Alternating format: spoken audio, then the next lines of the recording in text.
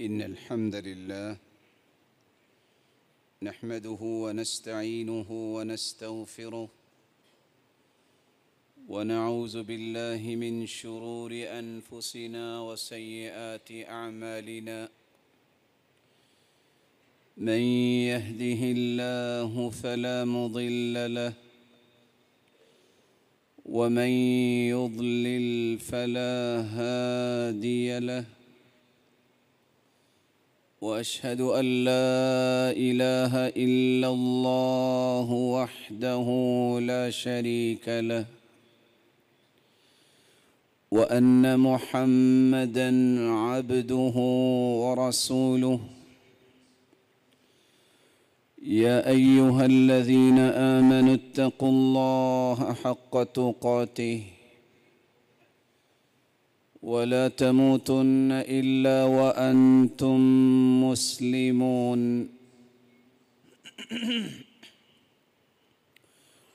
يا أيها الناس اتقوا ربكم الذي خلقكم من نفس واحدة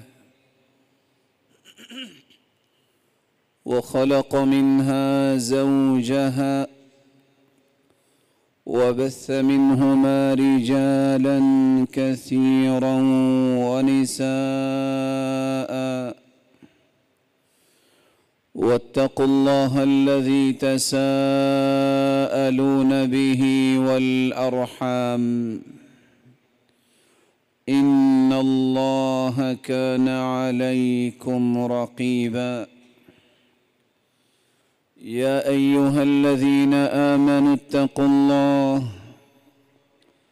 اتقوا الله وقولوا قولا سديدا يصلح لكم أعمالكم ويغفر لكم ذنوبكم ومن يطع الله ورسوله فقد فاز فوزا عظيما أما بعد فأعوذ بالله من الشيطان الرجيم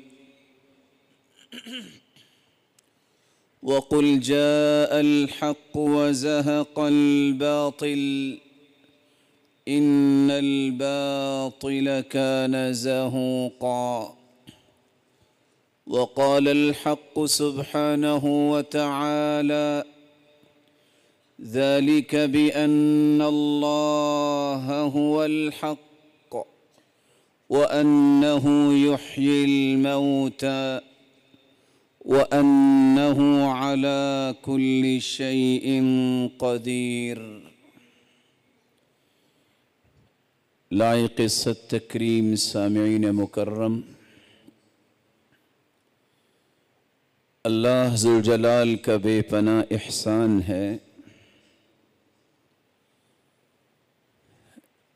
جس نے ہمیں پیدا کیا اور پھر اسلام کی نعمت سے سرفراز کیا، ہماری رشد و ہدایت کے لیے نوشتہ ہدایت قرآن مجید کو نازل کیا اور پھر اس مبارک کتاب کی روشنی میں تربیت اور تزکیہ کرنے کے لیے کائنات کے سرتاج محمد الرسول اللہ صلی اللہ علیہ وآلہ وسلم کو ہادی و مرشد بنا کے بھیجا۔ جن ہستیوں نے ہادی و مرشد کی صحبت اور رفاقت کو پسند کیا، اللہ ذوالجلال نے ان کے ایمان کو رہتی دنیا تک مقیاس اور میزان قرار دے دیا۔ وہ کون سے اصول و ضوابط تھے جن کی روشنی میں صحابہ کرام نے تربیت پائی اور وہ کائنات کی چنیدہ شخصیات بنی؟ اللہ ذوالجلال نے ایک نہیں کچھ دسیوں میڈلز عطا کیے، اور اس سے بڑا میڈل اور ڈگری کیا ہو سکتا ہے رضی اللہ عنہم ورضوا عنہ، وہ اللہ ذوالجلال پہ راضی اور اللہ ذوالجلال ان پر راضی۔ ان اصول و ضوابط میں سے ایک ضابطہ اور اصول تربیت یہ تھا کہ رسول اللہ صلی اللہ علیہ وآلہ وسلم نے صحابہ کرام کو حق و باطل کی تمیز سکھائی، یہ بات سمجھائی کہ حق کس کو کہتے ہیں اور باطل کس کو کہتے ہیں، اور حق و باطل میں فرق کیسے کیا جاتا ہے۔ یہی وجہ ہے کہ صحابہ کرام رضی اللہ عنہم وارضاہم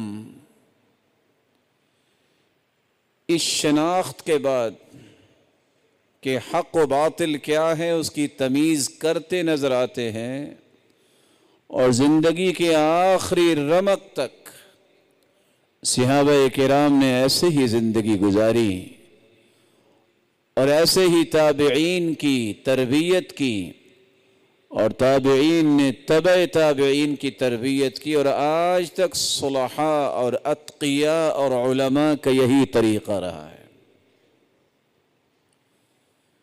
بینگ اے مسلم، ایک مسلمان ہونے کے طور پر میری اور آپ کی بھی ذمہ داری ہے کہ حق و باطل کو پہچانیں، یہ جانیں کہ حق کس کو کہتے ہیں، باطل کس کو کہتے ہیں، تاکہ زندگی کے کسی بھی زاویے میں حق و باطل مکس نہ ہو جائے، اس کی تمیز ختم نہ ہو جائے۔ اگر حق و باطل کی تمیز نہ ہوتی تو رسول اللہ صلی اللہ علیہ وآلہ وسلم کو مکہ سے نکلنا نہ پڑتا، سیدنا ابو بکر صدیق رضی اللہ تعالی عنہ کو مکہ چھوڑنا نہ پڑتا، سیدنا بلال کو کوئلوں پہ لیٹنا نہ پڑتا، سمیہ رضی اللہ تعالی عنہ شہید نہ ہوتی۔ اگر حق و باطل کی تمیز نہ ہوتی تو بلال رضی اللہ تعالی عنہ کو گھسیٹا نہ جاتا، اور سیدنا ابو ذر رضی اللہ تعالی عنہ کو خون و خون نہ کیا جاتا۔ حق و باطل کی تمیز ہی تھی کہ یہ سب تکلیفیں برداشت کی۔ حق یہ تھا کہ عبادت کریں گے صرف ایک اللہ کی، باطل یہ کہتا تھا کہ لات منات عزہ کو مانے، ہبل کو مانے۔ تو حق و باطل کی تمیز ہی تو تھی جس نے اسلام اور کفر میں ایک دیوار کھڑی کر دی۔ قرآن مجید کا مطالعہ کرنے سے پتہ چلتا ہے کہ حق کس کو کہا گیا ہے۔ عربی زبان میں حق اس چیز کو کہتے ہیں جو ثابت ہو، جو حقیقت پر مبنی ہو، جو غالب آ جائے، جو ہر انسان پر واجب ہو۔ اللہ ذوالجلال کی ذات حق ہے اور غالب ہے، اور اللہ ذوالجلال کی ذات، اس کے عدل سے ہی پوری کائنات کا نظام موجود ہے۔ اللہ ذوالجلال کے سوا جو جن جن کی عبادت کرتے ہیں وہ نہ دنیا میں رہے، وہ مٹی میں مٹی ہو گئے۔ اس کا مطلب یہ ہے کہ وہ حق نہیں تھے، مخلوق تھے۔ انہوں نے اپنے آپ کو رب بنانا چاہا یا کسی نے ان کو رب گردانا۔ حق اللہ ذوالجلال کی ذات ہے۔ اس لیے امام ابن الجوزی رحمہ اللہ فرماتے ہیں الحق هو الصواب والصحیح، حق وہ ہوتا ہے جو صحیح ہو، صواب ہو، وضدہ الباطل، حق کا مخالف باطل ہوتا ہے۔ تو اللہ ذوالجلال کی عبادت حق ہے، اور اللہ ذوالجلال کے سوا جس کی بھی عبادت جو کرتا ہے، جس انداز سے کرتا ہے، وہ باطل ہے۔ امام ابن فارس بیان کرتے ہیں، الحق ما يدل على احکام الشیء وصحته فالحق نقیض الباطل۔ حق وہ ہوتا ہے جو اس بات پہ دلالت کرے کہ یہ چیز پختہ ہے، اس میں نہ فرق آیا ہے نہ قیامت تک آ سکے گا۔ یہ اللہ ذوالجلال کی ذات حق ہے تو اللہ ذوالجلال کا نظام بھی حق ہے۔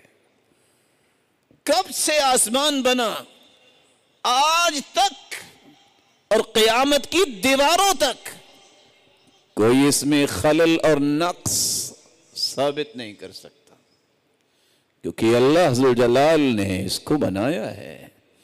جس طرح اللہ ذوالجلال کی ذات حق ہے، اللہ ذوالجلال کی صفات حق ہیں، اسی طرح اللہ ذوالجلال نے جو فیصلے کیے ہیں وہ بھی حق ہیں۔ قرآن مجید میں اللہ ذوالجلال نے 18 چیزوں کو حق قرار دیا ہے۔ اللہ ذوالجلال نے اپنی ذات کو بھی حق کہا ہے، وَلَوِ اتَّبَعَ الْحَقُّ أَهْوَاءَهُمْ لَفَسَدَتِ السَّمَاوَاتُ وَالْأَرْضُ وَمَنْ فِيهِنَّ بل أتيناهم بذكرهم فهم عن ذكرهم معرضون۔ اگر اللہ ذوالجلال لوگوں کی خواہشوں کا ہی خیال کرتے، پاس کرتے، تو زمین و آسمان میں فساد برپا ہو جاتا، لیکن اللہ ذوالجلال اپنے ہی فیصلے نافذ کرتے ہیں۔ اللہ تعالیٰ نے قرآن مجید میں لا الہ الا اللہ کلمہ توحید کو بھی حق کہا ہے۔ لَهُ دَعْوَةُ الْحَقِّ وَالَّذِينَ يَدْعُونَ مِن دُونِهِ لَا يَسْتَجِيبُونَ لَهُم بِشَيْءٍ إِلَّا كَبَاسِطِ كَفَّيْهِ إِلَى الْمَاءِ لِيَبْلُغَ فَاهُ وَمَا هُوَ بِبَالِغِهِ وَمَا دُعَاءُ الْكَافِرِينَ إِلَّا فِي ضَلَالٍ۔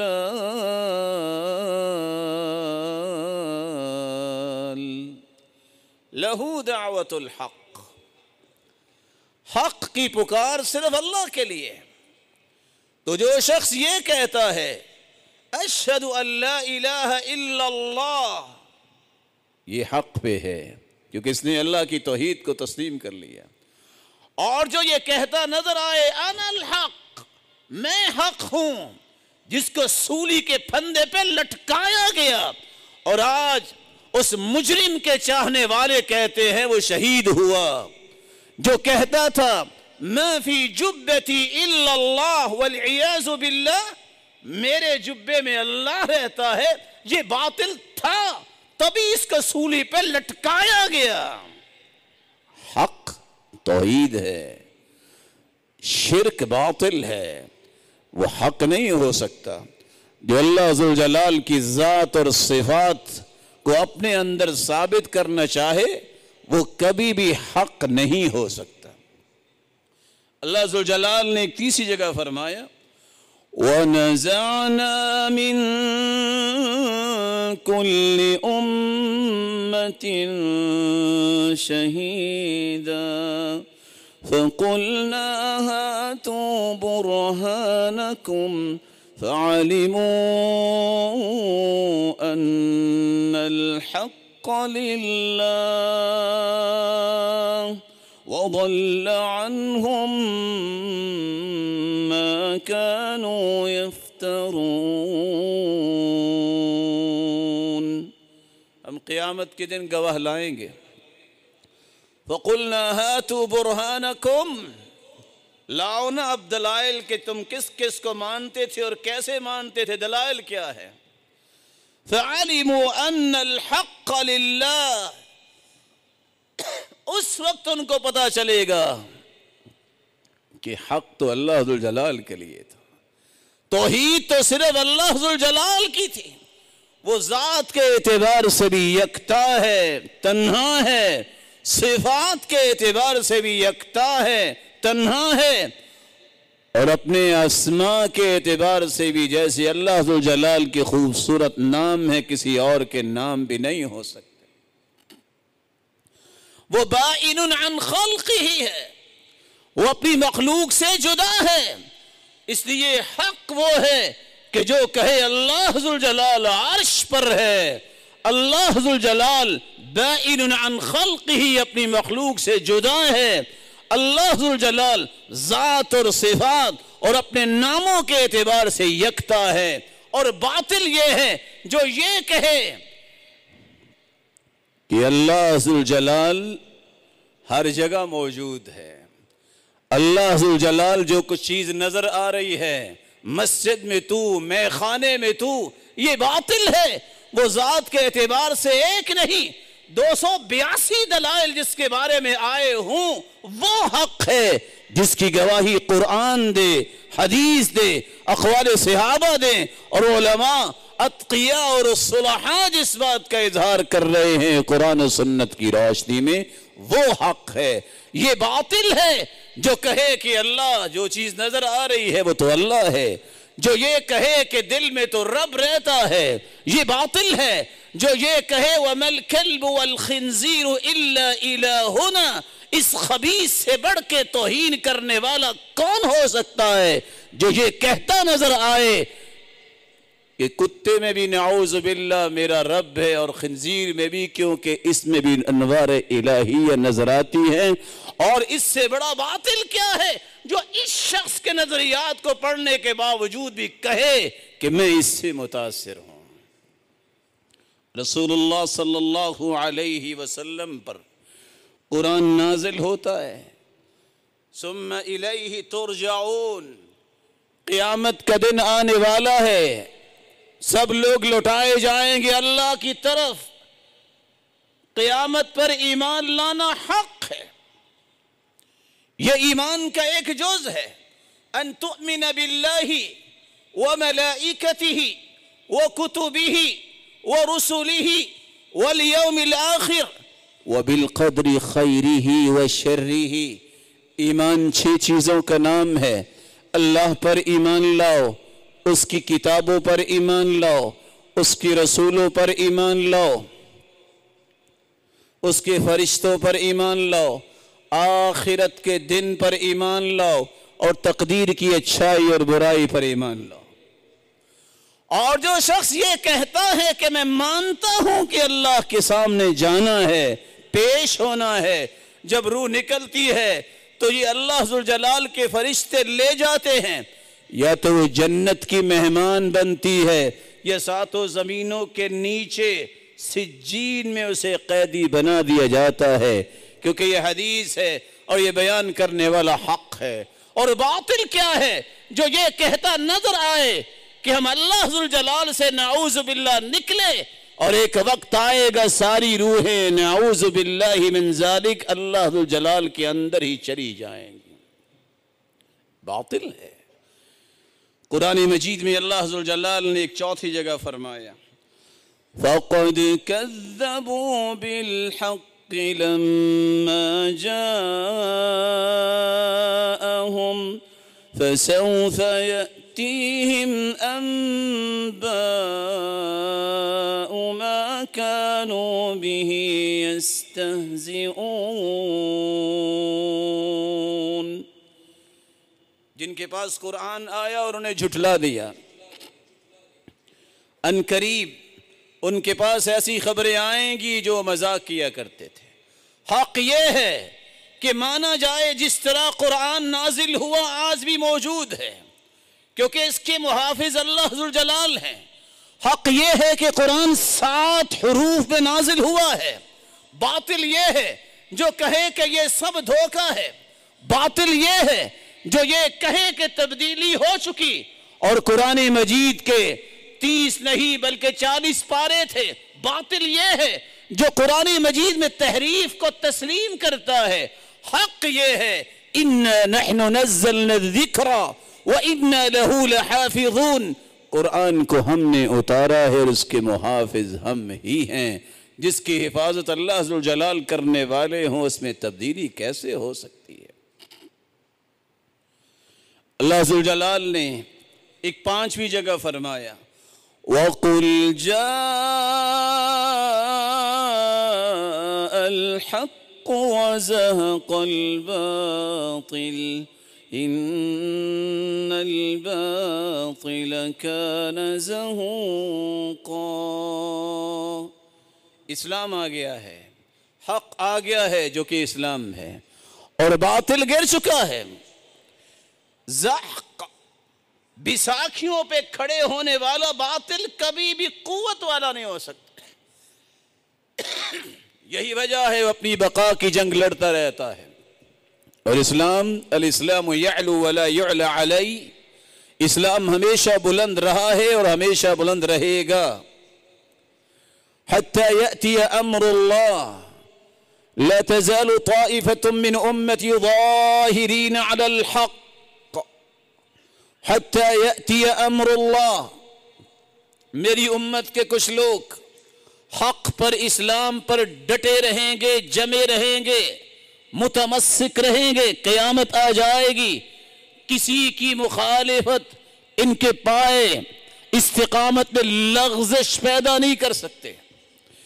یہی وجہ ہے بدأ الاسلام غریبا وسيعود غریبا، بہت تھوڑے لوگوں میں اسلام شروع ہوا، عنقریب بہت تھوڑے لوگوں میں ہی واپس چلا جائے گا، لیکن جو رہیں گے وہ دنیا کے لیے سب سے بڑی طاقت بن کے رہیں گے۔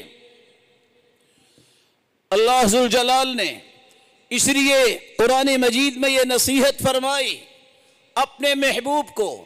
آج بھی اگر 7.5 ارب میں 6 ارب کافر ہیں، 1.5 ارب مسلمان ہیں، خوف ہے کافروں کو تو کن سے؟ مسلمانوں سے۔ کثرت، میجورٹی کسی بات کو حق کا لبادہ نہیں پہنا سکتی۔ حق وہ ہے جس کو اللہ نے حق کہا ہے۔ اس لیے فرمایا وَإِن تُطِعْ أَكْثَرَ مَنْ فِي الْأَرْضِ يُضِلُّوكَ عَنْ سَبِيلِ اللَّهِ، میرے محبوب اگر آپ لوگوں کی کثرت کو دیکھ کے ان کی اطاعت کریں گے تو وہ آپ کو راہ حق سے، زیادہ حق سے دور کر دیں گے، وہ گمراہ کر دیں گے۔ بل اکثرهم للحق کارہون، اکثر لوگ تو حق کو ٹھکرانے والے ہوتے ہیں۔ یہ تمہاری مجبوریاں ہیں کہ مجھے میجورٹی چاہیے، ووٹ بینک چاہیے، اللہ کے نظام کی مجبوری نہیں ہے، وہ تھوڑا بھی ہو، حق وہی ہے جس کو اللہ نے حق کہا۔ اللہ تعالیٰ نے ایک 6ٹھی جگہ پہ فرمایا ہے هُنَالِكَ تَبْلُو كُلُّ نَفْسٍ مَا أَسْلَفَتْ وَرُدُّوا إِلَى اللَّهِ مَوْلَاهُمُ الْحَقِّ وَضَلَّ عَنْهُمْ مَا كَانُوا يَفْتَرُونَ۔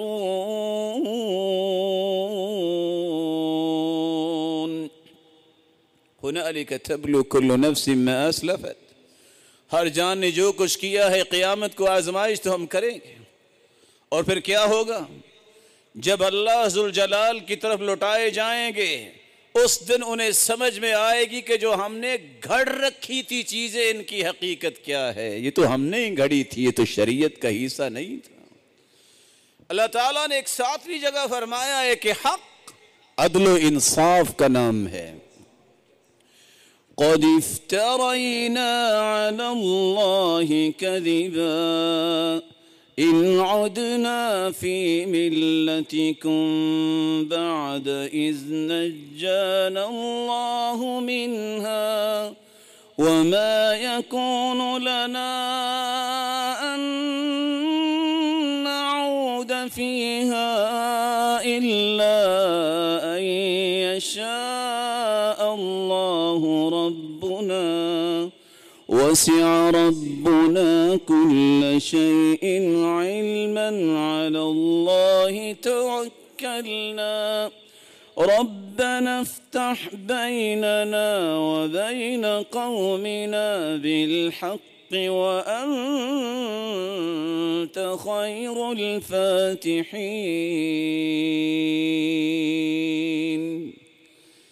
جن لوگوں کا ایمان ہوگا وہ کہیں گے یا اللہ آج عدل کے ساتھ فیصلہ فرما، اور اللہ ذوالجلال کا نظام عدل دنیا میں بھی ہے اور قیامت کے دن بھی عدل کے ہی فیصلے ہوں گے۔ صداقت کو بھی اللہ ذوالجلال نے حق کہا ہے، دنیا جہان مل کے بے انصافی کر لے، فیصلے سنا دے، حق نہیں بن سکتا۔ حق وہ ہے جس کو اللہ ذوالجلال نے عدل کا نام دیا۔ جس معاشرے میں عدل انصاف قائم ہو یہ معاشرہ حق پہ ہوتا ہے۔ جہاں حق کا قتل ہو، جہاں حق بک جائے وہ حق نہیں ہوتا، وہ باطل پہ قائم معاشرہ ہوتا ہے۔ اس لیے اللہ ذوالجلال نے صداقت کو بھی حق کہا ہے۔ وَهُوَ الَّذِي خَلَقَ السَّمَاوَاتِ وَالْأَرْضَ بِالْحَقِّ وَيَوْمَ يَقُولُ كُن فَيَكُونُ قَوْلُهُ الْحَقُّ وَلَهُ الْمُلْكُ يَوْمَ يُنفَخُ فِي الصُّورِ عالم الغيب والشهادة وهو الحكيم الخبير۔ اللہ ذوالجلال کی ذات وہ ذات ہے جس نے آسمانوں اور زمینوں کو حق کے ساتھ پیدا کیا ہے۔ صداقت ہے اس میں، تصرف ہے آسمان پہ تو اللہ ذوالجلال کا، بنایا بھی اسی نے ہے، اس کے تصرف میں کوئی شریک نہیں ہے، اس کی ماہیت کو آج تک کوئی سمجھ نہیں سکا۔ اس لیے اللہ ذوالجلال فرماتے ثم ارجع البصر کرتین ينقلب الیک البصر خاسئا وهو حسیر۔ ذرا غور کر کے دیکھو کوئی نقص، کوئی شگاف، کوئی خلل ہے آسمان میں، ایک مرتبہ نظر نہیں آتا تو پھر دیکھ لو۔ آج تک کوئی خلل ثابت نہ کر سکا ہے نہ قیامت تک کر سکے گا۔ اللہ ذوالجلال نے حلال و حرام کی وضاحت کو بھی حق کہا ہے۔ ذَلِكَ بِأَنَّ اللَّهَ نَزَّلَ الْكِتَابَ بِالْحَقِّ وَإِنَّ الَّذِينَ اخْتَلَفُوا فِي الْكِتَابِ لَفِي شِقَاقٍ بَعِيدٍ۔ اللہ ذوالجلال نے کتاب کو حق کے ساتھ نازل کیا ہے، جس میں حلال و حرام کو بالکل واضح طور پر بیان کر دیا ہے۔ اللہ ذوالجلال فرماتے ہیں حق کیا ہے؟ ان اللہ اشترى من المؤمنین انفسهم واموالهم بان لهم الجنة يقاتلون في سبيل الله فيقتلون ويقتلون وعدا عليه حقا۔ یہ اللہ ذوالجلال کے سچے وعدے ہیں اللہ ذوالجلال کی طرف سے، اور اللہ ذوالجلال اپنے وعدوں کو پورا کرنے والے ہیں۔ دنیا اپنے وعدوں سے پھر سکتی ہے لیکن رب تعالیٰ کے وعدوں کے بارے میں قرآن کہتا ہے انہ کان وعدہ مأتیا، اس کے وعدے تو پورے ہوئے ہیں۔ ومن اصدق من اللہ حدیثا، اللہ سے بڑھ کے بات میں کون سچا ہو سکتا ہے؟ ومن اصدق من اللہ قیلا، اللہ ذوالجلال سے بڑھ کے اپنے قول میں کون سچا ہو سکتا ہے؟ کسی چیز کو واضح طور پر بیان کرنا بھی حق قرار دیا گیا ہے۔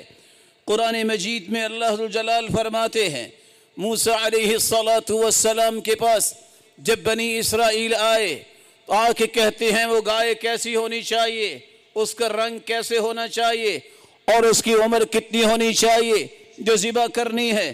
یہ ساری گفتگو کے بعد اللہ فرماتے ہیں قالوا الآن جئت بالحق، اب آ کے آپ نے پوری وضاحت سے یہ بات بیان کی ہے۔ اللہ ذوالجلال نے قرآن مجید میں اسی طرح 18 چیزوں کو حق بیان کیا ہے۔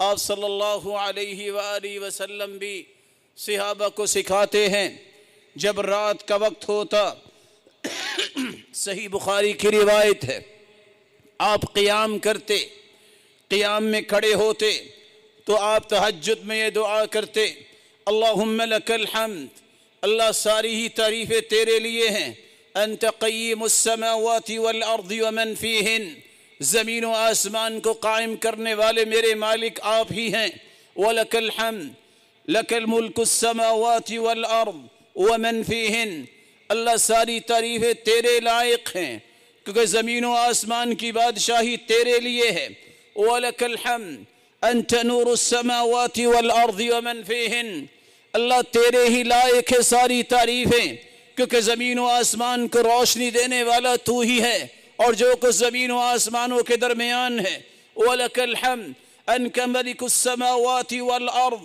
وَلَكَ الْحَمْدُ لَكَ مُلْكُ السَّمَاوَاتِ وَالْأَرْضِ وَمَنْ فِيهِنْ، اللہ ساری ہی تعریفیں تیرے ہی لائق ہے، بادشاہی آسمانوں اور زمینوں کی جس طرح تیرے لائق ہے، تو مالک ہے زمینوں اور آسمانوں کا اور جو کچھ ان کے درمیان ہے۔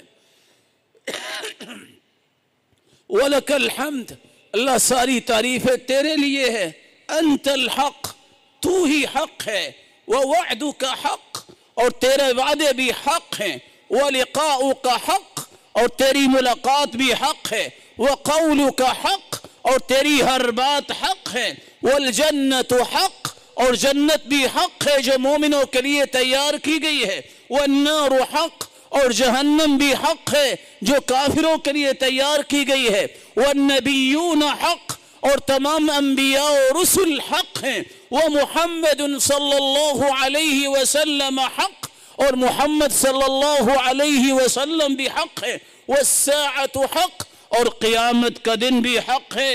اللہ کے رسول صلی اللہ علیہ وسلم یہ بات کرتے ہوئے پھر دعا کرتے ہیں، ان 9 چیزوں کا اعتراف کیا، پھر فرمایا اللہم لک اسلمت، اے اللہ میں تیرے لیے اپنے آپ کو جھکاتا ہوں، وبک آمنت، میں تجھ پر ہی ایمان لاتا ہوں، وعلیک توکلت، اور تجھ پر ہی میرا توکل ہے، وَإِلَيْكَ أَنَبْتُ، اور میں آپ کی طرف ہی رجوع کرتا ہوں، وَبِكَ خَاصَمْتُ، میرے مالک میں تیری رحمت و توفیق کے ساتھ ہی میں لڑائی کرتا ہوں، وَإِلَيْكَ حَاكَمْتُ، میرے فیصلے صرف تیری طرف ہی ہیں، فَاغْفِرْ لِي مَا قَدَّمْتُ وَمَا أَخَّرْتُ وَمَا أَسْرَرْتُ وَمَا أَعْلَنْتُ، اے میرے مالک میرے گناہوں کو معاف فرما جو میں نے ظاہری کیے یا باطنی کیے، جو میں نے پہلے کیے یا بعد میں، انت المقدم وانت المؤخر، لا الہ الا انت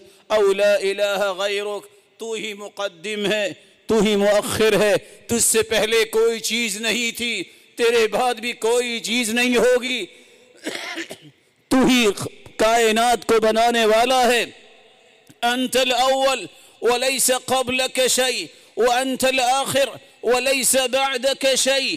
صحیح بخاری کی یہ روایت پیغام دیتی ہے ان لوگوں کو جو حق و باطل میں تمیز نہیں کرتے اور یہ کہتے ہوئے بھی معمولی بھی شرم نہیں کرتے کہ یہ قرآن مجید کی آیت هو الاول والآخر والظاہر والباطن، یہ نص قطعی ہے وحدت الوجود کے بارے میں۔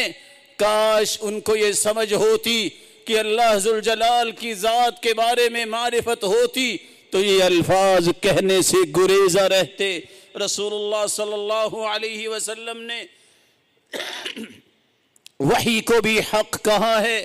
جب رسول اللہ صلی اللہ علیہ وسلم غار حرا میں آتے عبادت کرنے کے لیے، سیدہ خدیجہ رضی اللہ تعالی عنہا ان کے لیے کھانے پینے کی اشیاء لے کر آتی تو فرماتی حتی جاءہ الحق وہو فی غار حرا۔ صحیح بخاری کی یہ روایت بتاتی ہے غار حرا میں تھے، اللہ کے رسول صلی اللہ علیہ وسلم ان کے پاس حق آیا، وحی آئی۔ دنیا کے اندر حق وہ چیز ہے جس کو اللہ نے وحی بنا کے بھیجا۔ پوری کائنات کے فلاسفر، ڈاکٹرز، دانشور اکٹھے ہو کے ایک بات پہ اتفاق کر لے، وہ حق نہیں ہوگا اگر اس کا تذکرہ قرآن و حدیث میں نہیں ہے، کیونکہ حق اللہ نے وحی بنا کے بھیج دیا، حق اللہ کے رسول کی زبان پہ اللہ نے جاری کر دیا، حق ان دو چیزوں میں ہی محصور کر دیا۔ اس لیے رسول اللہ صلی اللہ علیہ وآلہ وسلم نے امت کو بھی یہی سبق دیا تھا، ترکت فیکم امرین لن تضلوا ما تمسکتم بہما کتاب اللہ و سنت رسولہ صلی اللہ علیہ وسلم۔ میں دو چیزیں تم میں چھوڑ کے جا رہا ہوں، ایک اللہ کی کتاب ہے، ایک اس کے رسول کی سنت ہے۔ جب تک ان دو چیزوں کو تھامے رکھو گے کبھی گمراہ نہیں ہوگے۔ اور دوسری روایت کے الفاظ ہے، ترکت فیکم شیئین لن تضلوا ما تمسکتم بہما ولن یتفرقا حتی یرد علی الحوض۔ میں تم میں دو چیزیں چھوڑ کے جا رہا ہوں، ان کو مضبوطی سے تھام لینا، تھامے رکھو گے، میں حوض کوثر پہ تمہارا انتظار کروں گا۔ رسول اللہ صلی اللہ علیہ وآلہ وسلم نے فرمایا، صحیح مسلم کی روایت ہے، من رآنی فقد رأى الحق، جس نے مجھے خواب میں دیکھا وہ حق ہی دیکھے گا، وہ باطل کو نہیں دیکھ سکتا، لیکن دیکھے گا کون؟ جو سنت سے محبت کرنے والا ہے، توحید والا ہے، کیونکہ اللہ کے رسول نے فرمایا فإن الشیطان لا يتمثل بی، شیطان میری شکل و صورت اختیار نہیں کر سکتا۔ اللہ ذوالجلال نے جہاں حق کی وضاحت کی ہے وہاں قرآن مجید میں اس بات کو واضح کیا ہے کہ انبیاء علیہم السلام کی بعثت کا مقصد حق کی تعلیم و ترویج تھی۔ 1,24,000 پیغمبر آئے، ان کو حکم یہ تھا کہ حق کو پھیلانا ہے۔ كان الناس أمة واحدة فبعث الله النبيين مبشرين ومنذرين وأنزل معهم الكتاب بالحق ليحكم بين الناس فيما اختلفوا فيه۔ اللہ سبحانہ وتعالی نے انبیاء کو بھیجا، وہ خوشخبریاں بھی سناتے تھے، وہ قوم کو ڈرایا بھی کرتے تھے، اور ان کے ساتھ کتاب کو حق کے ساتھ بھیجا، اور حکم یہ تھا لِيَحْكُمَ بَيْنَ النَّاسِ فِيمَا اخْتَلَفُوا فِيهِ، جب بھی کبھی قوم میں اختلاف ہو جائے تو فیصلہ حق کے ساتھ کرنا۔ وَلَقَدْ بَعَثْنَا فِي كُلِّ أُمَّةٍ رَسُولًا أَنِ اعْبُدُوا اللَّهَ وَاجْتَنِبُوا الطَّاغُوتَ۔ انبیاء و رسل 1,24,000 پیغمبر، جن میں 315 رسول اور باقی انبیاء علیہم السلام تھے، سب کو ایک ہی حکم تھا کہ اپنی اپنی قوم کو حق کی دعوت دو، اور حق کیا ہے؟ صرف ایک اللہ کی عبادت کرو، باطل سے بچو۔ باطل کیا ہے؟ طاغوت سے بچ جاؤ، اور سب سے بڑا طاغوت شیطان ہے۔ یہ ہر نبی کی دعوت تھی، ہر نبی کی پکار تھی، یہ ہر نبی کی دعوت کا آغاز تھا۔ بلکہ اللہ ذوالجلال فرماتے ہیں انبیاء نے اپنی پوری زندگیاں حق کے لیے وقف کر دی، اس لیے اللہ ذوالجلال حکایت کرتے فرماتے ہیں حقیق علی الا اقول علی اللہ الا الحق قد جئتکم ببینۃ من ربکم فارسل معی بنی اسرائیل۔ موسیٰ علیہ السلام فرماتے ہیں حق یہی ہے کہ میں وہی بات کروں جو حق ہے۔ یہ انبیاء کا طریقہ ہے، وہ حق کو ہی پسند کرتے ہیں، حق کو ہی جاری کرتے ہیں، حق کی ہی دعوت دیتے ہیں۔ بلکہ رسول اللہ صلی اللہ علیہ وسلم پر قرآن نازل ہوتا ہے کہ حق کا التزام کرنے والا تو اللہ کے حکم کی تعمیل کرنے والا ہے۔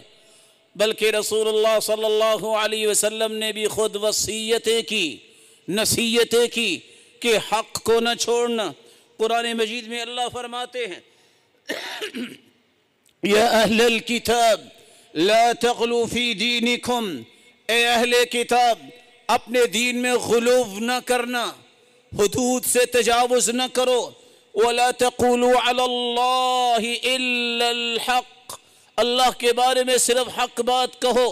اور اللہ کے رسول صلی اللہ علیہ وسلم کے صحابی ابو ذر رضی اللہ تعالی عنہ فرماتے ہیں کہ اللہ کے رسول صلی اللہ علیہ وسلم نے مجھے اس بات کی وصیت کی تھی کہ میرے صحابی تم اس بات کا خیال رکھنا، وَأَوْصَانِي أَنْ أَقُولَ الْحَقَّ وَإِنْ كَانَ مُرًّا، مجھے یہ وصیت فرمائی کہ میں جب بھی بات کروں حق بات کروں، خواہ وہ کسی کو کڑوی ہی کیوں نہ لگے۔ بلکہ اللہ ذوالجلال نے قرآن مجید میں ایک چوتھی بات بھی سمجھائی، حق کو تھام لینے والے خوش نصیب ہیں، حق کی معرفت حاصل کرنے والے وہ خوش بخت ہیں، اللہ کی مدد انہیں پہنچتی ہے، اور ایسے لوگوں کی زبان سے نکلے ہوئے کلمات تاثیر رکھتے ہیں، کیونکہ قرآن مجید میں اللہ فرماتے ہیں وَإِذَا سَمِعُوا مَا أُنزِلَ إِلَى الرَّسُولِ تَرَى أَعْيُنَهُمْ تَفِيضُ مِنَ الدَّمْعِ مِمَّا عَرَفُوا مِنَ الْحَقِّ، جب حق کو پہچانتے ہیں تو ان کی آنکھوں سے آنسو جاری ہو جاتے ہیں۔ یہ کون سے لوگ ہیں؟ بنیادی طور پہ اللہ ذوالجلال نے قسیسین کا تذکرہ کرنے کے بعد اس آیت کو نازل کیا ہے۔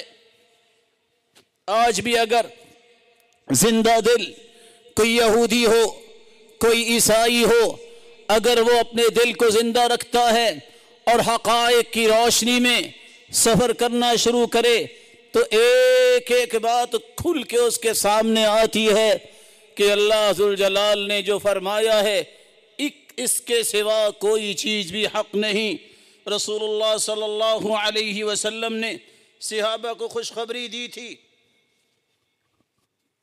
وَلَا تَزَالُ طَائِفَةٌ مِّنْ أُمَّتِي عَلَى الْحَقِّ مَنْصُورَةٌ حَتَّى يَأْتِيَ أَمْرُ اللَّهِ، میری امت میں سے ایک گروہ حق پر قائم رہے گا اور اس کی اللہ ذوالجلال اس جماعت کی مدد بھی کریں گے، امت کے اس گروہ کی مدد بھی کریں گے، حتی یأتی امر اللہ، جب تک کہ اللہ کا فیصلہ نہیں آ جاتا۔ رسول اللہ صلی اللہ علیہ وآلہ وسلم نے صحابہ کو یہ بات بھی سمجھائی تھی، اگر کسی نے سچے ایماندار کو دیکھنا ہے تو وہ ہے جو حقیقی زندگی گزار رہا ہے، اور حقیقی زندگی وہ گزارتا ہے جو حق کو پہچانتا ہے اور صرف حق کو ہی تسلیم کرتا ہے۔ آپ صلی اللہ علیہ وسلم نے فرمایا،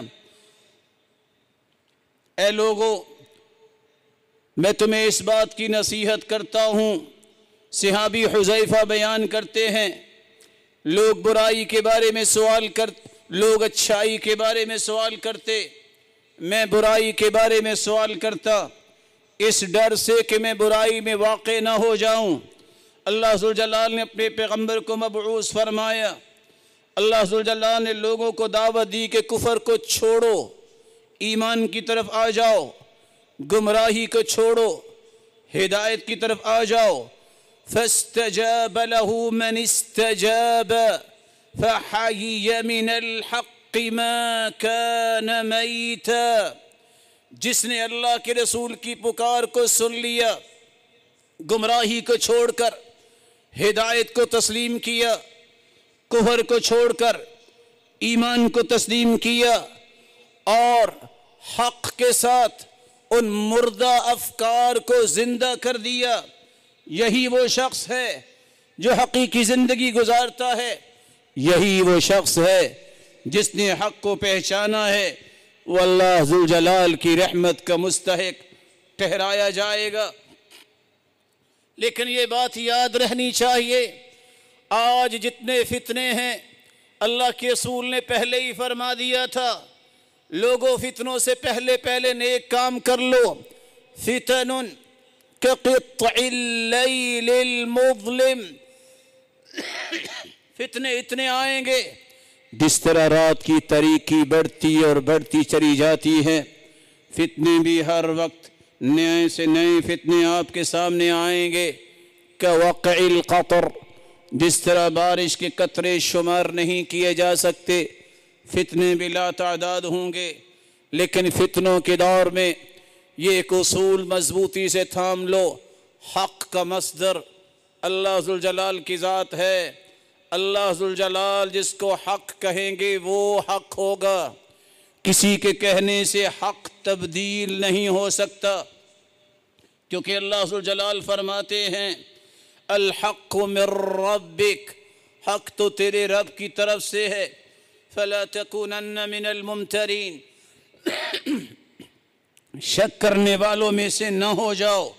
وقل الحق من ربکم، حق تو تمہارے رب کی طرف سے آیا ہے. فمن شاء فلیؤمن ومن شاء فلیکفر، جو چاہتا ہے ایمان لے آئے، جو چاہتا ہے کفر کر لے. جو کفر کرے گا اس کے لیے جہنم تیار ہے. اللہ ذوالجلال نے ساتھ یہ بھی فرما دیا حق سے روگردانی کرنے والوں کو نقصان کون سا، دنیا اور آخرت میں جھیلنا پڑے گا. سأصرف عن آیاتی الذین یتکبرون فی الارض بغیر الحق، وہ لوگ جو حق کو تسلیم نہیں کرتے، ایسے لوگوں کو غافل بھی کہا گیا، مجرم بھی کہا گیا، ایسے لوگوں کو حق کو ٹھکرانے والے بھی کہا گیا اور جہنمی بھی قرار دیا گیا. اللہ ذوالجلال فرماتے ہیں فذلکم اللہ ربکم الحق فماذا بعد الحق الا الضلال. اللہ ذوالجلال کی ذات ہی تو حق ہے، اللہ ذوالجلال کے انبیاء اور رسل ہی تو حق ہے، ان کے سوا تو گمراہی ہی گمراہی ہے. اللہ ذوالجلال کے پیغمبر نے فرمایا تھا حق کو ٹھکرانا ہی تو تکبر ہے. الکبر بطر الحق وغمط الناس، لوگوں کو حقیر جاننا اور حق کو ٹھکرا دینا تکبر ہے. اور جس کے دل میں تکبر ہوگا وہ جنت میں نہیں جائے گا. اللہ ذوالجلال نے یہ بھی فرمایا کہ حق اور باطل کو مکس کر دینا یہ تو رویہ تھا یہودیوں اور عیسائیوں کا. وَلَا تَلْبِسُ الْحَقَّ بِالْبَاطِلِ، حق اور باطل کو آپس میں مکس نہ کرو. وَأَنْتُمْ تَعْلَمُونَ وَتَكْتُمُ الْحَقَّ، اور حق کو چھپا لو، یہ بھی کام تم نہ کرو. یہ اہل کتاب کو اللہ ذوالجلال نے بنی اسرائیل کو یہ تلقین کی کہ حق و باطل میں جو فرق ہے وہ باقی رہنے دو، اس کو مکس نہ کرو اور حق کو نہ چھپاؤ. اور تم جانتے بھی ہو کہ حق کیا ہے.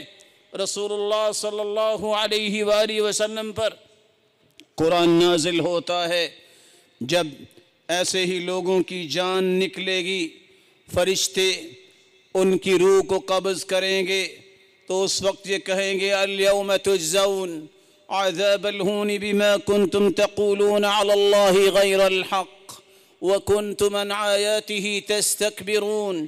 آج تمہیں دردناک عذاب کا بدلہ دیا جائے گا، جو تم نے کام کیے اس کا بدلہ یہ دردناک عذاب ہے، کیونکہ تم اللہ کے بارے میں حق نہیں کہتے تھے اور تم اللہ ذوالجلال کی آیتوں سے تکبر کیا کرتے تھے. ایک مسلمان اگر حق کی تمنا رکھتا ہے تو تین ہی راستے ہیں جہاں سے حق نصیب ہو سکتا ہے.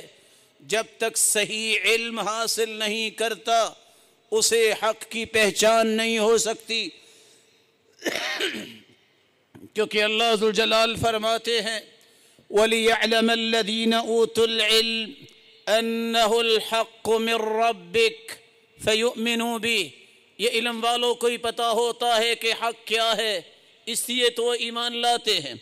دوسرا طریقہ، جب تک قرآن کے ساتھ امت نہیں جڑے گی حق کو نہیں پہچان سکے گی. وَأَنزَلْنَا إِلَيْكَ الْكِتَابَ بِالْحَقِّ مُصَدِّقًا لِمَا بَيْنَ يَدَيْهِ مِنَ الْكِتَابِ وَمُهَيْمِنًا عَلَيْهِ فَاحْكُمْ بَيْنَهُمْ بِمَا أَنزَلَ اللَّهُ ولا تتبع اهواءهم عما جاءك من الحق۔ اللہ نے حق قرآن کو بنا کے اتارا ہے، اس کو مان لو، اس کے مطابق ہی تم حکم کرو، اس کے مطابق ہی فیصلے کرو، حق آنے کے بعد خواہشات کے پیچھے نہ جاؤ۔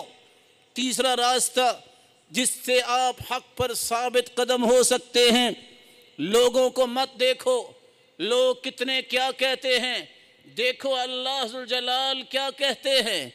لوگوں کی خواہشات کے پیچھے لگو گے کبھی بھی حق پہ قائم نہیں رہ سکو گے۔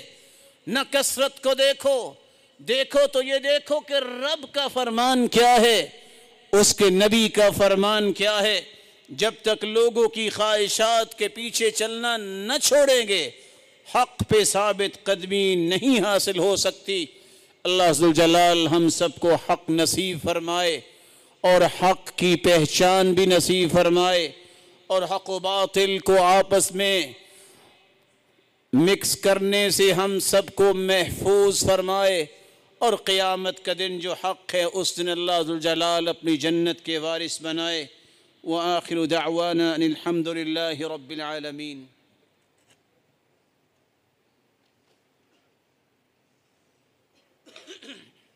الحمد لله على إحسانه والشكر له على توفيقه وامتنانه، أما بعد فأعوذ بالله من الشيطان فإنه عدو للإنسان۔ حق وہ ہے جو ثابت ہو، جس کو اللہ ذوالجلال نے حق کہا، اور باطل وہ ہے جس کا کوئی ثبوت نہ ہو۔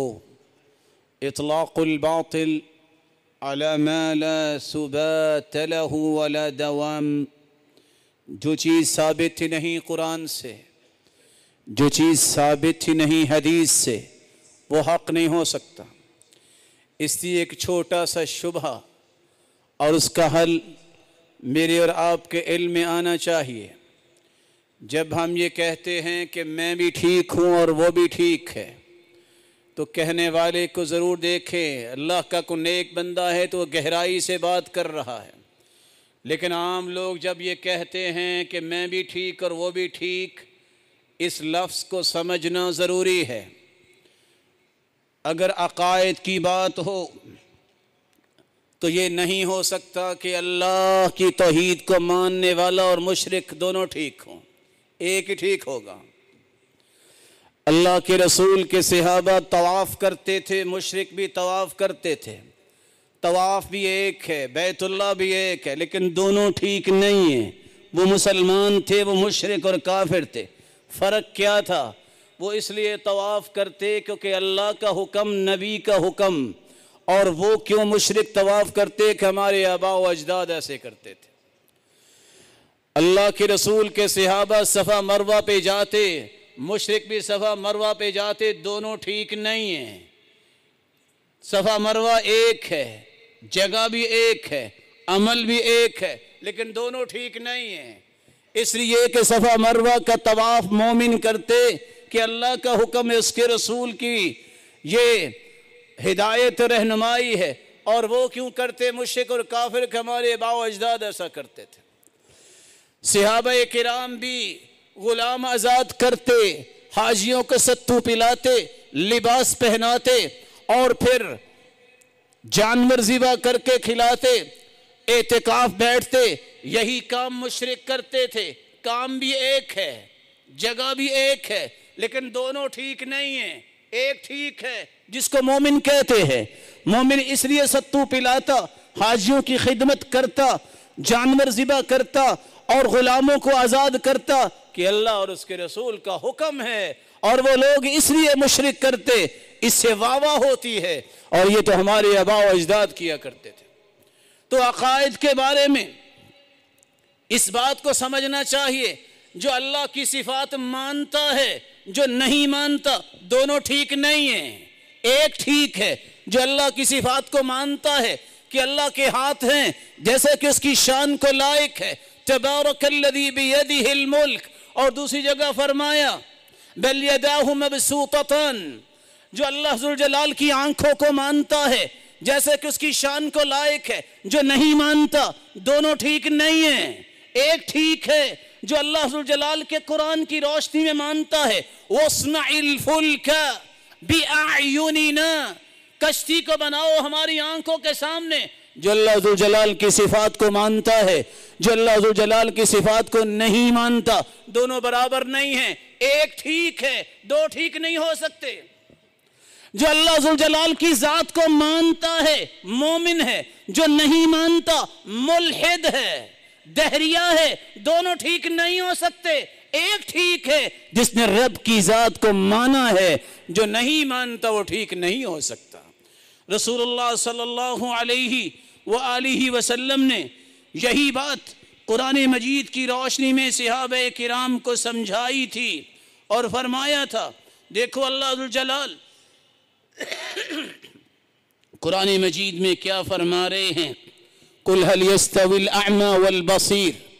آپ بھی سوچئے کیا اندھا جس کو اللہ نے آنکھوں کی روشنی سے محروم رکھا اگرچہ وہ صبر کرے گا تو جنت ملے گی، اور دیکھنے والا بینا اور نبینا برابر ہو سکتے ہیں؟ نہیں ہو سکتے. ایک ہی ہے جو دیکھتا ہے، دونوں نہیں دیکھتے. دوسری جگہ فرمایا قُلْ هَلْ يَسْتَوِي الَّذِينَ يَعْلَمُونَ وَالَّذِينَ لَا يَعْلَمُونَ. جن کے پاس علم ہے جن کے پاس علم نہیں، دونوں ٹھیک ہے، برابر ہیں؟ نہیں ہو سکتے. عالم اور جاہل برابر نہیں ہو سکتے. قرآن مجید میں اللہ ذوالجلال فرماتے ہیں، یوسف علیہ السلام نے فرمایا یا صاحبی السجن اارباب متفرقون خیر ام اللہ الواحد القہار. بتاؤ ایک اللہ بہتر ہے کہ بہت سارے رب؟ جو ایک اللہ کو مانتا ہے، جو بہت ساروں کو مشکل کشا مانتا ہے، دونوں ٹھیک نہیں ہو سکتے. ایک ہی ٹھیک ہوگا نا جو اللہ ذوالجلال کو مانتا ہے. قرآن مجید میں اللہ ذوالجلال فرماتے ہیں قُلْ لَا يَسْتَوِي الْخَبِيثُ وَالطَّيِّبُ. پاکیزہ اور خبیث چیز یہ برابر نہیں ہو سکتی. کھائیں گے تو حلال ہی کھائیں گے، حرام تو نہیں کھائیں گے. کیسے دونوں ٹھیک ہو گئی؟ حلال ٹھیک ہے جو مومن استعمال کرتا ہے، حرام کے قریب مومن نہیں جاتا. قرآن مجید میں اللہ فرماتے ہیں أَفَمَنْ كَانَ مُؤْمِنًا كَمَنْ كَانَ فَاسِقًا. کیا مومن اور فاسق برابر ہو جائیں؟ ایسا نہیں ہو سکتا. مومن مومن ہے، فاسق فاسق ہے، دونوں ٹھیک نہیں ہیں کیونکہ دونوں کے راستے جدا ہیں. اللہ ذوالجلال فرماتے ہیں أَفَنَجْعَلُ الْمُسْلِمِينَ كَالْمُجْرِمِينَ. کیا ہم مسلمانوں کو مجرموں کی طرح کر دیں گے؟ یہ نہیں ہو سکتا کہ مجرم جو جہنم میں جائیں گے کافر، مسلمان جو جنت میں جائیں گے دونوں ٹھیک ہے. ایسا نہیں ہو سکتا. مسلمان ہی ٹھیک ہے، مجرم ٹھیک نہیں ہے. رسول اللہ صلی اللہ علیہ وسلم پر قرآن نازل ہوتا ہے قُلْ أَذَلِكَ خَيْرٌ أَمْ جَنَّةُ الْخُلْدِ الَّتِي وُعِدَ الْمُتَّقُونَ. کیا جنت میں جانا اور جہنم میں جانا دونوں برابر ہیں؟ ایسا نہیں ہے. ایک ہی ٹھیک ہے، یہ مسلمان اور مومن کا راستہ ہے، وہ جنت میں جائے گا اور کافر جہنم میں جائے گا. رسول اللہ صلی اللہ علیہ وسلم کا یہی دین تھا کہ عقائد کے معاملے میں، منہج کے معاملے میں ایک ہی ٹھیک ہوتا ہے، دو ٹھیک نہیں ہوتے. جو صحابہ کو گالی دیتا ہے، جو صحابہ سے محبت کرتا ہے، دونوں ٹھیک نہیں ہو سکتے. جو اللہ کے رسول صلی اللہ علیہ وسلم کو خاتم النبیین مانتا ہے اور جو نہیں مانتا احمدی اور قادیانی، دونوں ٹھیک نہیں ہیں. ایک کافر اور مرتد ہے، دوسرا مسلمان ہے. جو صحابہ کو گالی دیتا ہے، جو محبت کرتا ہے، دونوں ٹھیک نہیں ہیں. ایک ٹھیک ہے جو محبت کرتا ہے، جو گالی دیتا ہے. اس کے بارے میں امام احمد و امام ابو ذر رازی کہتے ہیں زندیق ہے، بے دین ہے. یہ دیکھو مسلمان بھی ہے کہ نہیں. جو اہل بیت مومنوں کی ماؤں کے بارے میں بد زبانی کرتا ہے اور مومنوں کی ماؤں کو اپنی مائیں سمجھتا ہے، دونوں ٹھیک نہیں ہیں. ایک ہی ٹھیک ہے جو مومنوں کی ماؤں کو اپنی مائیں سمجھتا ہے. اللہ کے رسول صلی اللہ علیہ وسلم نے تعلیمات دی ہیں. جو بیت اللہ میں نماز پڑھتا ہے 55 سال 6 مہینے کی نمازوں سے افضل ایک نماز ہے. یہ دنیا میں آپ جہاں بھی پڑھ لے وہاں اتنا اجر نہیں ملے گا. جو یہی فضیلت کسی اور جگہ کو دے دے، وہ اور یہ مومن دونوں ٹھیک نہیں ہو سکتے. ٹھیک وہ ہوگا جو اللہ کے رسول کی بات مان رہا ہے. اسی طرح رسول اللہ صلی اللہ علیہ وسلم کے صحابی عبداللہ ابن عمر رضی اللہ تعالی عنہ بیان کرتے ہیں کہ جو لوگ تقدیر کا انکار کریں اور جو لوگ تقدیر کا انکار نہیں کرتے مانتے ہیں، دونوں ٹھیک نہیں ہیں، بلکہ تقدیر کا انکار کرنے والے کے بارے میں صحیح مسلم کی روایت ہے، اللہ کے رسول صلی اللہ علیہ وسلم نے فرمایا ان کو کہہ دینا انا منہم بری وانہم منی براء، وہ مجھ سے بری میں ان سے بری۔ حلال کھانے والا سود کھانے والا دونوں ٹھیک نہیں ہیں، حلال کھانے والا ہی ٹھیک ہے، سود کھانے والا ٹھیک نہیں ہو سکتا۔ اللہ کے رسول صلی اللہ علیہ وآلہ وسلم کی زوجہ مطہرہ سیدہ عائشہ رضی اللہ تعالی عنہ فرماتی ہیں، صحیح مسلم کی روایت ہے، جو یہ کہے کہ اللہ کے رسول نے اللہ کو دیکھا ہے عیاناً آمنے سامنے، اس نے بہت بڑا جھوٹ بولا۔ اللہ کے رسول صلی اللہ علیہ وسلم نے خواب میں تو دیکھا لیکن ظاہراً نہیں دیکھا اپنے رب کو۔ جو کہے کہ ہاں اللہ کے رسول نے اللہ کے رسول کو دیکھا، نعوذ باللہ یہ کہتے ہوئے بھی نہیں شرماتا کہ پھر وہ دونوں نے آپس میں ملاقات کی اور ہک کے جو ہک کو ڈو مانے وہ کافر تھے مشرک کے، یہ دونوں ٹھیک نہیں ہو سکتے۔ ٹھیک وہی ہے جو سیدہ عائشہ بیان کر رہی ہے، دوسرا غلط ہوگا۔ سیدہ عائشہ نے فرمایا جو یہ کہتا ہے کہ اللہ کی رسول صلی اللہ علیہ وسلم کل کے بارے میں کچھ جانتے ہیں غیب، اس نے اللہ پہ بہت بڑا جھوٹ بولا۔ تو جو اللہ کے سوا کسی کو غیب کا علم رکھنے والا نہیں سمجھتا یہ، اور جو سمجھتا ہے کہ فلاں بھی غیب جانتا ہے فلاں بھی غیب جانتا ہے، دونوں ٹھیک نہیں ہیں۔ ایک ہی ٹھیک ہے جو قرآن کو مانتا ہے، قُلْ لَا يَعْلَمُ مَنْ فِي السَّمَاوَاتِ وَالْأَرْضِ الْغَيْبَ إِلَّا اللَّهُ، اللہ کے سوا کوئی غیب کو نہیں جانتا۔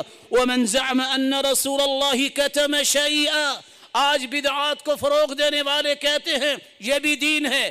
سیدہ عائشہ فرماتی ہیں، صحیح مسلم کی روایت ہے، جو یہ کہے کہ اللہ کے رسول نے کچھ چھپا لیا دین، اس نے اللہ ذوالجلال پہ بہت بڑا جھوٹ باندھا۔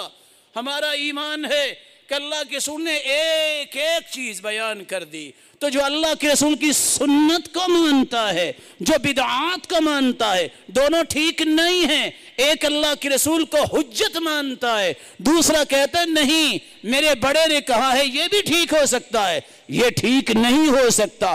حق ایک ہوتا ہے، الحق لا یجزا، حق کے ٹکڑے نہیں ہوتے۔ آج دنیا میں بھی کشتی کرنے والے دو، ایک جیتتا ہے ایک ہارتا ہے، دونوں نہیں جیتتے۔ جب دنیا میں بھی تم کھیل کھیلتے ہو، ایک ہارتا ہے ایک جیتتا ہے، دونوں جیتتے نہیں ہیں۔ جب الیکشن میں کھڑے ہوتے ہو، میں صرف سمجھانے کے لیے مثال دے رہا ہوں، ایک جیتتا ہے کینڈیڈیٹ وہ بنتا ہے، دوسرا گھر بیٹھتا ہے، دونوں ٹھیک نہیں ہوتے۔ عقائد کے معاملے میں، منہج کے معاملے میں، اللہ اور اس کے رسول اور قرآن اور اسلام اور صحابہ کے معاملے میں، اس طرح کے حلال و حرام کے معاملے میں ایک ہی ٹھیک چیز ہے، دو نہیں ہوتی، جس کو اللہ نے ٹھیک کہا ہے۔ ہاں اگر کوئی اجتہادی مسئلہ ہے جس کے بارے میں اللہ کے رسول نے فرما دیا تو پھر ہم کیا کہیں گے؟ رسول اللہ صلی اللہ علیہ وآلہ وسلم نے وضو کرتے وقت اپنے اعضاء کو 2 مرتبہ بھی دھویا، 3 مرتبہ بھی دھویا، جو 2 مرتبہ دھوئے گا ہم کہیں گے وہ بھی ٹھیک ہے، ہم بھی ٹھیک ہے۔ کیوں؟ کیونکہ دونوں صحیح بخاری کی روایتیں ہیں، کیونکہ ثابت ہو گئی۔ ہم یہ نہیں کہیں گے کہ میں ہی صرف ٹھیک ہوں، ہم کہیں گے ہم بھی ٹھیک اور وہ بھی ٹھیک ہے۔ رسول اللہ صلی اللہ علیہ وسلم کے صحابی بیان کرتے ہیں، ایک شخص جب تیمم کرتا ہے، نماز پڑھتا ہے، فوراً پانی مل گیا، اب کیا کرے؟ تیمم تو تب کرتے ہیں پانی نہ ملے، اللہ کے رسول کو بتایا گیا، ایک نے نماز دہرا لی دوسرے نہیں دہرائی، آپ نے فرمایا جس نے دہرائی نہیں، فرمایا تم نے سنت کے مطابق کام کیا، اور جس نے دہرا لی فرمایا تجھے دگنا اجر مل گیا۔ جو دہرا لے گا ہم کہیں گے تم بھی ٹھیک ہو، جو نہیں دہرائے گا ہم کہیں گے تم بھی ٹھیک ہو، کیونکہ دونوں کی اجازت اللہ کے رسول نے دی ہے۔ حق کا اصول سمجھیے، جس میں اختیار اللہ کے رسول نے دے دیا اس کو ہم ختم نہیں کر سکتے۔ اللہ کے رسول صلی اللہ علیہ وسلم نے رفع الیدین کی ہے، 210 روایتیں ہیں۔ کوئی کندھوں کے برابر اٹھائے ہم کہیں گے آپ ٹھیک ہے، کانوں کے برابر، لو کے برابر اٹھائے ہم کہیں گے تم بھی ٹھیک ہو، جو سینے کے برابر اٹھائے ہم کہیں گے تم بھی ٹھیک ہو، کیونکہ پہلی 2 روایتیں بخاری مسلم کی ہیں، تیسری روایت سنن ابی داؤد کی ہے، یہ ٹھیک ہے۔ ہم کہیں گے کہ تینوں ہی اللہ کے رسول کے صحابہ نے بیان کیے اور کام کیے۔ اگر کوئی کہے کہ 210 روایتیں آ جانے کے بعد رفع الیدین بھی ٹھیک ہے اور کوئی بھی صحیح روایت نہیں جس میں رفع الیدین کا تذکرہ نہ ہو وہ بھی ٹھیک ہے، یہ غلط ہوگا، یہ چکما ہوگا جو لوگوں کو دیا جاتا ہے کہ یہ بھی ٹھیک ہے، یہ بھی ٹھیک ہے۔ نہیں، الحق واحد لا یجزا، حق ایک ہوتا ہے، حق کے ٹکڑے نہیں ہوتے، ایک ہی درست ہوگا جو ثابت ہے۔ رسول اللہ صلی اللہ علیہ وسلم نماز میں جب رات کو قیام کرتے تو اعوذ باللہ من الشیطان الرجیم بھی پڑھتے، اعوذ باللہ السمیع العلیم من الشیطان الرجیم من حمزہ ونفخہ ونفثہ بھی پڑھتے، اعوذ باللہ من الشیطان الرجیم من حمزہ ونفخہ ونفثہ بھی پڑھتے، یہ بھی ٹھیک ہے اور وہ بھی ٹھیک ہے کیونکہ دونوں نص سے ثابت ہیں۔ اور ایک بندہ اگر اعوذ باللہ من الشیطان الرجیم کی بجائے اپنے بناوٹی الفاظ پڑھے گا ہم کہیں گے یہ ٹھیک نہیں ہے کیونکہ یہ اللہ کے رسول نے نہیں فرمایا۔ اگر کوئی شخص قرات 7 عشرہ میں سے کوئی بھی قرات پڑھتا ہے، مالکی یوم الدین پڑھتا ہے ہم کہیں گے یہ بھی ٹھیک ہے، کوئی مالکی یوم الدین پڑھتا ہے ہم کہیں گے یہ بھی ٹھیک ہے کیونکہ یہ اللہ کی رسول نے سکھائی۔ صحیح بخاری کیا صحیح مسلم سے لے کے 24 صحابہ نے یہ متواتر روایت ہے کہ 7 حروف میں قرآن نازل ہوا ہے، اور سنن ابی داؤد کی روایت یہ ہے کہ آپ مالکی یوم الدین پڑھا کرتے۔ دونوں ٹھیک کیوں ہیں؟ کیونکہ دونوں اللہ کے رسول صلی اللہ علیہ وسلم نے سکھائی ہیں۔ رکوع سے اٹھ کر ہم کہتے ہیں ربنا لک الحمد، جو یہ کہے گا وہ بھی ٹھیک کیونکہ صحیح بخاری کی روایت، ربنا ولک الحمد، جو یہ کہے گا وہ بھی ٹھیک ہے کیونکہ اللہ کے رسول کی بخاری مسلم کی روایت ہے۔ کوئی کہے گا اللہم ربنا لک الحمد، وہ بھی ٹھیک ہے، یہ بھی بخاری مسلم کی روایت ہے۔ اللہم ربنا ولک الحمد، جو یہ کہے گا وہ بھی ٹھیک ہے کیونکہ بخاری اور مسلم کی روایت ہے، صحیح بخاری کی روایت ہے۔ اور جو یہ کہہ دے ربنا ولک الحمد حمدا کثیرا طیبا مبارکا فی، یہ بھی صحیح بخاری کی روایت ہے۔ لیکن کو اپنے طور پہ بناوٹی لفظ بولے گا وہ ٹھیک نہیں ہے۔ یہ ٹھیک کیوں ہیں؟ کیونکہ اللہ کے رسول صلی اللہ علیہ وسلم نے سکھائے ہیں۔ آپ تشہد میں بیٹھتے ہیں، تورک کے 3 طریقے ہیں۔ آپ دایاں پاؤں کھڑا کریں گے، آپ دائیں پاؤں کو لمبا ڈال لیں یا دونوں پاؤں پہ بیٹھ جائیں، تینوں ٹھیک ہیں کیونکہ تینوں طریقے اللہ کے رسول نے بیان کیے ہیں۔ آپ نے اگر اتحیات بیٹھنے پر 1 انگلی اٹھائی ہے اور اس انگوٹھے کو بڑی انگلی پہ رکھا ہے، یہ بھی حدیث ہے۔ آپ نے اس کی جڑ میں رکھا ہے، یہ بھی حدیث ہے۔ آپ نے اگر حلقہ بنایا ہے، یہ بھی ٹھیک ہے۔ کیوں تینوں چیزیں ٹھیک ہے؟ کیونکہ اللہ کے رسول نے اجازت دی ہے۔ عصر کے بعد اگر نوافل آپ نے پڑھنے ہیں، کہتے ہیں کہ نوافل پڑھنا ٹھیک نہیں، کسی کی نماز رہ گئی ہو، جنازہ آ گیا ہو، کوئی مسجد میں آیا ہے، تحیت المسجد پڑھ سکتا ہے کیونکہ اللہ کے رسول نے عصر کے بعد 2 رکعتیں پڑھی ہیں، فرمایا یہ ظہر کی رہ گئی تھی، اللہ کے رسول صلی اللہ علیہ وسلم نے اس لیے پڑھی کہ وہ رہ گئی تھی، مسجد میں گئے تو اس لیے پڑھنی ہے، تحیت المسجد ہے۔ ویسے مغرب کے نزدیک نماز پڑھنا جائز نہیں کہ جب سورج غروب ہو رہا ہوگا تو ہم کہیں گے کہ یہ جو پڑھ رہا ہے اس کے پاس دلیل ہے، اور جو کہہ رہا ہے کہ مغرب کے نزدیک پڑھنی نہیں چاہیے اس کے پاس حدیث ہے کہ اس وقت تو اللہ کے رسول نے منع فرمایا ہے۔ سفر میں آپ 2 رکعتیں پڑھیں، کہیں گے آپ ٹھیک ہے۔ اگر کوئی پوری پڑھنا چاہتا ہے ہم کہیں گے آپ بھی ٹھیک ہے کہ سیدہ عائشہ اور سیدنا عثمان رضی اللہ تعالی عنہ ایسا پڑھتے تھے۔ فرق سمجھیے، جہاں اللہ کے رسول نے اجازت دے دی کہ یہ بھی ٹھیک ہے وہ بھی ٹھیک ہے تو ہم بھی کہیں گے، اپنی من مرضی سے نہیں کریں گے۔ رسول اللہ صلی اللہ علیہ وسلم نے فرمایا حج عمرہ کرنے والا جو بال منڈواتا ہے 3 مرتبہ دعا، جو بال منڈواتا نہیں کٹواتا ہے 1 مرتبہ دعا، دونوں ہی ٹھیک ہے۔ کیوں؟ کیونکہ دونوں حدیث میں ہیں، ہم کسی کو غلط نہیں کہہ سکتے۔ لیکن اگر عقیدے کی بات ہوئی، اگر منہج کی بات ہوئی، اگر اللہ اور اس کے رسول اور صحابہ اور قرآن اور اسلام اور شعائر اسلام کی بات ہوئی، حلت و حرمت کی بات ہوئی، تو پھر ہم کہیں گے صرف وہی ٹھیک ہے جو اللہ کے رسول نے فرمایا ہے۔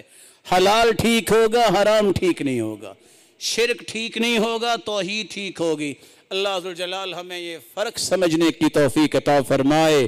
یہ کہنا کہ I am only right، جو کہتے کہ میں ہی صرف ٹھیک ہوں، اس کے جواب میں کہنا کہ I am also right، میں بھی ٹھیک ہوں۔ کب؟ جب نص سے ثابت ہوگا، جب اجتہادی مسائل ہوں گے، عقائد کے اندر، مناہج کے اندر یہ کلمہ درست نہ ہوگا۔ اللہ ذوالجلال ہمیں حق پر قائم رکھے، یہ روشن چہروں کو حق نصیب فرمائے، اور قیامت جو حق ہے اس دن اللہ جنت جو حق ہے اس میں سب کو جمع فرمائے، اور حق کا دیدار جو اللہ ذوالجلال کی ذات ہے ہر ایک کو نصیب فرمائے، ہر مومن کو اللہ کا دیدار نصیب فرمائے۔ اور یہی ہے کہ ہر مومن کو دیدار ہوگا، سب کو دیدار ہوگا، کیونکہ حدیث میں آتا ہے 14ویں کی رات کو چاند صحابہ دیکھ رہے تھے، تو صحابہ نے پوچھا کہ اللہ کا دیدار ہوگا؟ تو اللہ کے رسول نے فرمایا دیکھ رہے ہو نا چاند کو، کوئی رکاوٹ نہیں ہے۔ اور دوسری روایت میں آتا ہے بِمِلْءِ الْأَرْضِ، روئے زمین بھری ہوتی ہے انسانوں سے، سارے ہی چاند کو دیکھ رہے ہیں۔ اس لیے جو بھی جنت میں جائے گا سارے کے سارے ہی جنت میں اللہ کا دیدار کریں گے۔ وآخر دعوانا الحمد للہ رب العالمین۔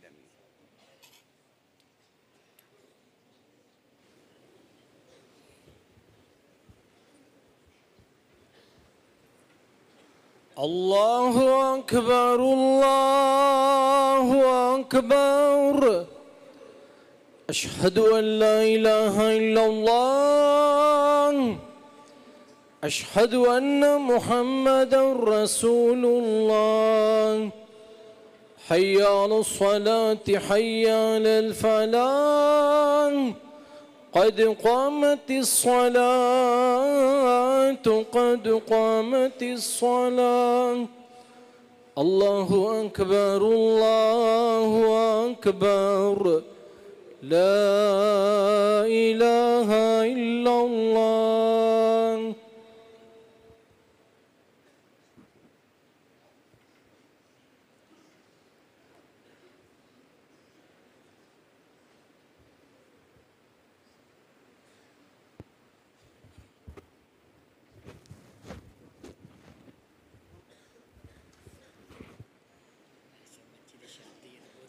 تشریف رکھیں، نماز پڑھیے۔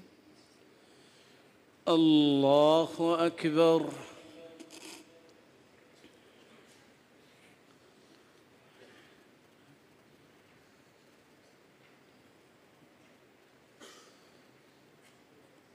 الحمد للہ رب العالمین، الرحمن الرحیم، مالک یوم الدین، ایاک نعبد و ایاک نستعین، اہدنا الصراط المستقیم، صراط الذین انعمت علیہم، غیر المغضوب علیہم ولا الضالین،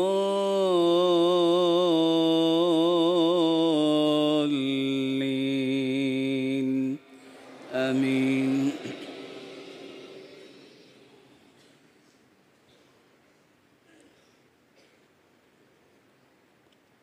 واصبر نفسك مع الذين يدعون ربهم بالغداة والعشي يريدون وجهه ولا تعد عيناك عنهم تريد زينة الحياة الدنيا ولا تطع من أغفلنا قلبه عن ذكرنا واتبع هواه وكان أمره فرطا، وقل الحق من ربكم فمن شاء فليؤمن ومن شاء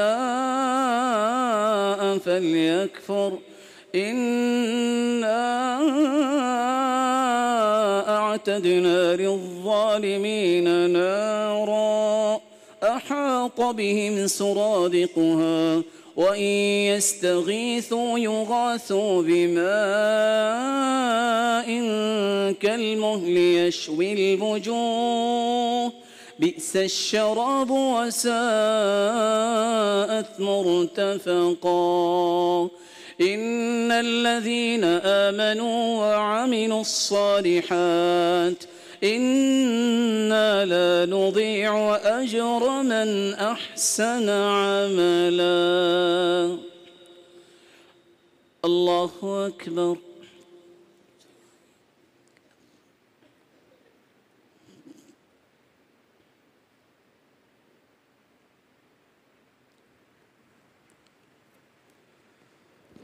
سمع الله لمن حمده. الله أكبر.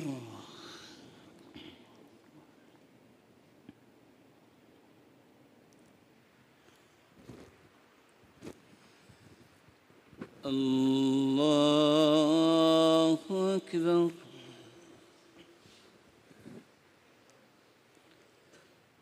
الله أكبر.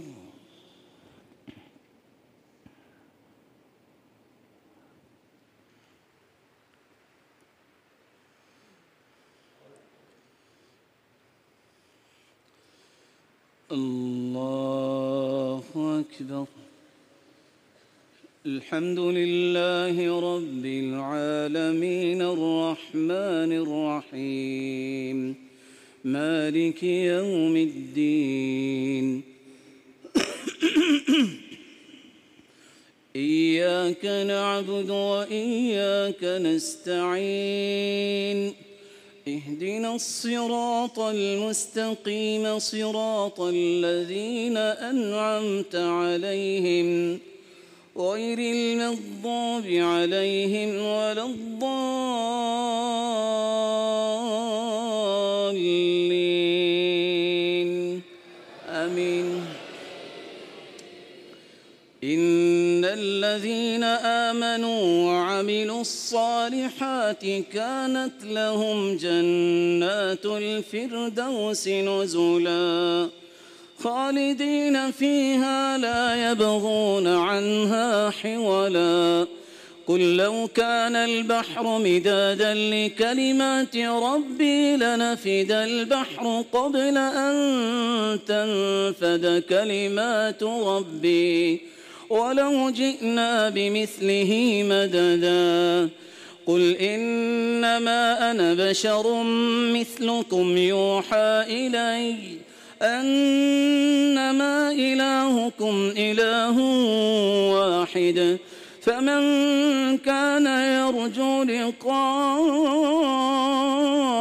ربه فليعمل عملا صالحا ولا يشرك بعبادة ربه أحدا. الله أكبر.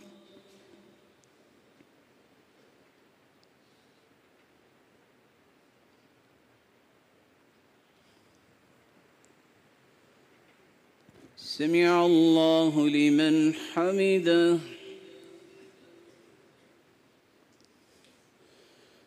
الله أكبر.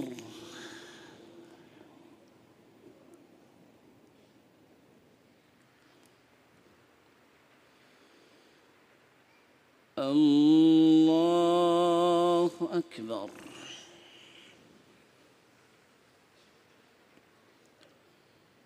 الله أكبر.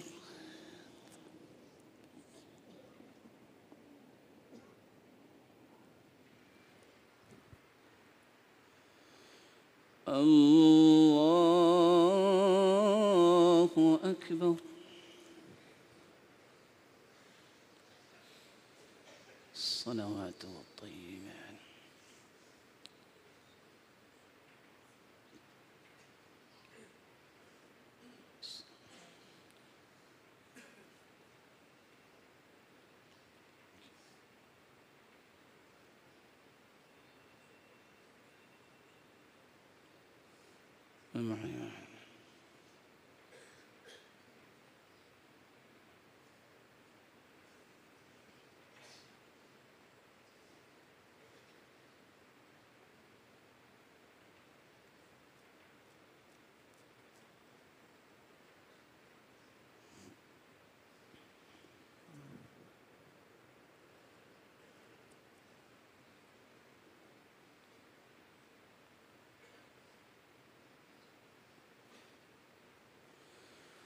السلام عليكم ورحمة الله.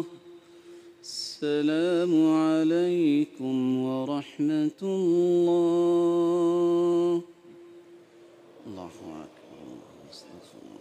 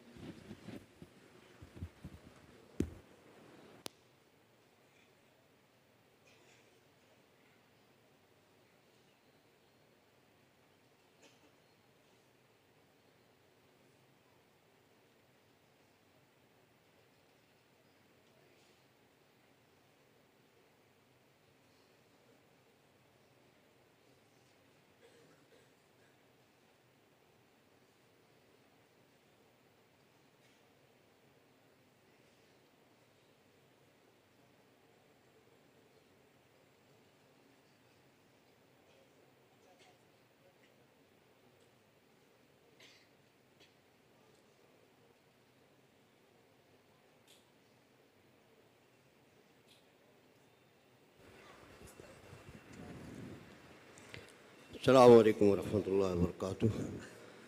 محترم احباب، ایک غریب آدمی کی بیٹی کی شادی ہے اور ضرورت مند ہے، ان کے لیے یہ مصلی کے پاس آپ تعاون جمع کروا دیں تاکہ اس کی بیٹی کی شادی جو ہے وہ ان کے لیے آسان ہو جائے۔ اللہ تعالیٰ آپ کو برکت دے۔ ایک ضروری اعلان یہ ہے کہ الحمدللہ ہماری ہر مہینے 15 دن کی جماعت جاری ہو چکی ہے۔ ہر مہینے انشاءاللہ 15 دن کی جماعت ہماری نکلا کرے گی۔ 3 دن کی جماعت بھی ہوگی اور 15 دن کی جماعت بھی ہوگی۔ کل انشاءاللہ 9 سے 10 بجے کے درمیان جماعت الہ آباد کے علاقے میں جائے گی۔ اتوار کو وہاں اجتماع ہے جمشید مرکز میں، اور وہاں سے پھر آگے باقی 13 دن کی تشکیل ہوگی۔ امید ہے کہ انشاءاللہ 9-10 نومبر کو الہ آباد میں اجتماع ہوگا، تو اس میں انشاءاللہ اس کے لیے وہاں جماعت